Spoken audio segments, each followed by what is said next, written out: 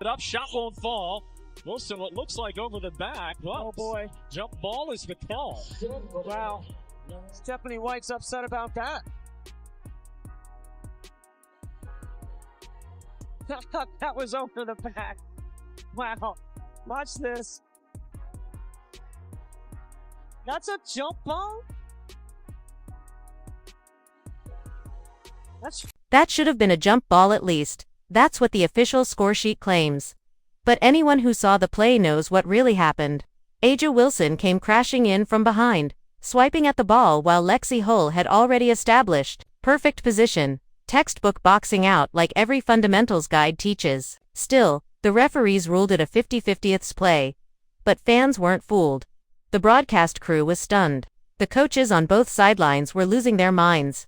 And for the thousands watching at home, this was the moment a lingering suspicion turned into undeniable reality. This wasn't just a blown call, it was the spark that lit the fuse. One viral clip exposed a situation that players and coaches had quietly battled for months. Now, the controversy has erupted, and demands for an official investigation are growing louder by the day. But this was a big win for the Fever because the Aces were the only team that they had not won at least one game to last season, meaning the Aces swept the Fever last season. They actually haven't won a game against the Aces in 16 games. And they did it without Caitlin Clark. This team is crazy. They are beating the #1 team in the league first, and then they go and beat the Aces, who they haven't won to in 16 games. And they did it without Caitlin Clark, which is just a testament to how this team is finally developing a rhythm. The league is finally starting to take notice, especially with the collective bargaining agreement looming large, and the players have clearly moved on. You can see it in the coaches, nearly coming out of their shoes in frustration. Hear it in the sharp tone of their voices, and witness it in every heated reaction on the court. This isn't just about a single missed call anymore. It's a silent rebellion against a league that's let biased, inconsistent officiating go unchecked for far too long. Today, we break down exactly how this controversial play became ground zero for a growing revolt. Using the WNBA's own data, we'll expose just how deep the problems run and why this moment has become a full-blown credibility crisis the league can no longer afford to ignore. If you're tired of the sugarcoating and ready to call out the truth, hit like and drop your thoughts on the officiating in the comments. Now, let's rewind to the moment that broke the internet and lit the fire. And A'ja Wilson. My God, you see how many free throws that lady have? Oh my God, on the stat sheet, she had basically 30 points, but all the free throws this woman got, man, they tried their best to keep the Aces in the game, man, but it didn't matter. It didn't matter, man. They destroyed the Aces. About freaking time the Fever finally beats the Aces, man, and without Caitlin Clark. Even the commentators, usually careful to avoid direct criticism, were tripping over their words, trying to make sense of what they had just seen. Because this play wasn't complicated. It was basketball 101. Anyone who's ever laced up a pair of sneakers knows the rule. You box out to claim position under the basket. That space is yours. Period. Lexi Hull executed it flawlessly. She got into perfect rebounding position, held her ground, and sealed off A'ja Wilson just like every coaching manual says to do.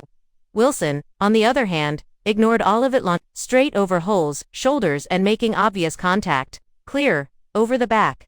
Every time.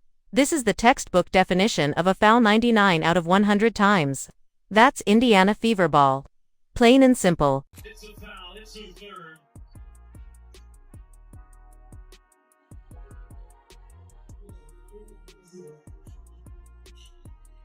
Lexi Hull, tremendous three, and leads the league at 50%, shooting the three, draws the charge. Apparently not. Instead of calling the obvious foul, the referees inexplicably whistled for a jump ball. It was the kind of decision that made time feel like it froze, outdated, baffling, and completely detached from the rules of the game. This wasn't a borderline judgment call. This wasn't a gray area. It was a blatant violation, yet somehow it rewarded the offender, handing the possession arrow right back to Las Vegas. That's all it took. In an instant, this brief crystal-clear clip became the rallying point for everything fans had been shouting about all season. Missed calls, biased whistles, questionable officiating. What used to be dismissed as gut feelings or wild theories was now undeniable. And the worst part? This was just the most obvious example of a pattern fans had been noticing for months. This defense is playing phenomenal. Oh my God, it's night and day. I think that Commissioner's Cup gave them swag. Now they're swagging it out. I never seen Natasha Howard so aggressive in my life. This girl is beasting now all suddenly. She is beast moding right now. And Timpson, the rookie, getting block shots, getting steals. Aaliyah Boston is just murking, destroying Aja Wilson. Man, you know, I got a Wilson. I got a nickname for Aja Wilson, guys. You know what it is? Whistle Wilson. Because this lady's always getting whistles. She's the person with the special whistle, guys.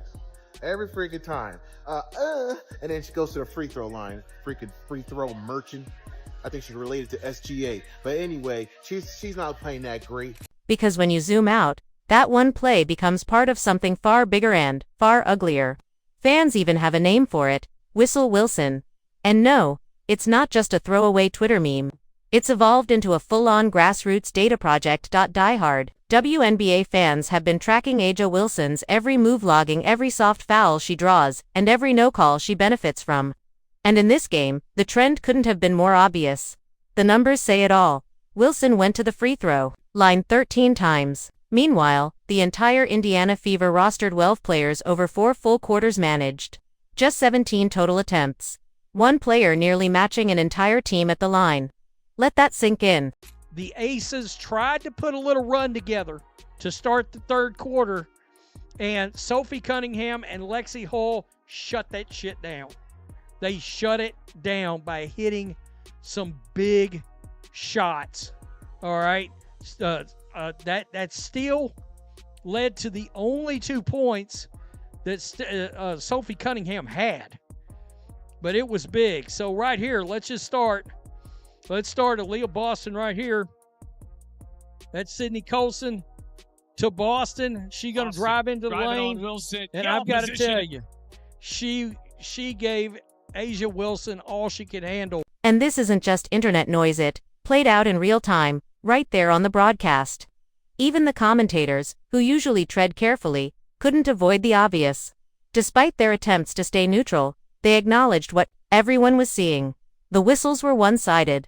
One analyst put it bluntly. Almost with a shrug, they're trying to keep Vegas in it. Another offered a more cautious take, but no one pushed back. The elephant on the court was too big to ignore. Even the seasoned pros had to admit it. Aja Wilson and a few other league superstars are clearly playing by a different set of rules. Aja Wilson, she got a favorable whistle in the second half, but it is what it is. Superstars get the whistle. Unless your name is,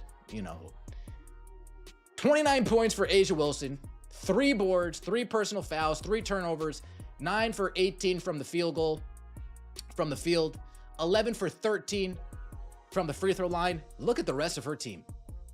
2 points, 2 points, 2 points, 6 points, 0 points, 4 points, 2 points, 3 points. Dana Evans, 1 for 10, Dana Evans. Oh my goodness. The whistle favors the superstars. It was said casually, like it's just part of the game. But that kind of quiet acceptance is exactly what's eroding trust in the league. Because once fans start believing that outcomes are shaped by who the officials want to reward, not by hustle, skill, or heart, the whole foundation of fair play begins to crack. That jump ball fiasco wasn't just a single missed call, it was a chilling confirmation of fans' worst fear, that biased officiating, not real basketball, might be deciding the final score. So, what do you think? Is the superstar whistle real? Are certain players getting special treatment? Drop your thoughts in the comments. I want to hear where everyone stands. Wilson crossing over. Wilson hangs. Wilson finishes. Oh boy, here she comes.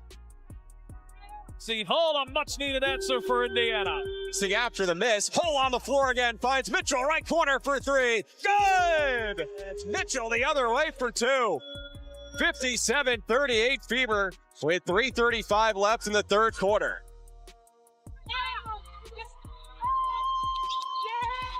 Becky Hammonds had enough.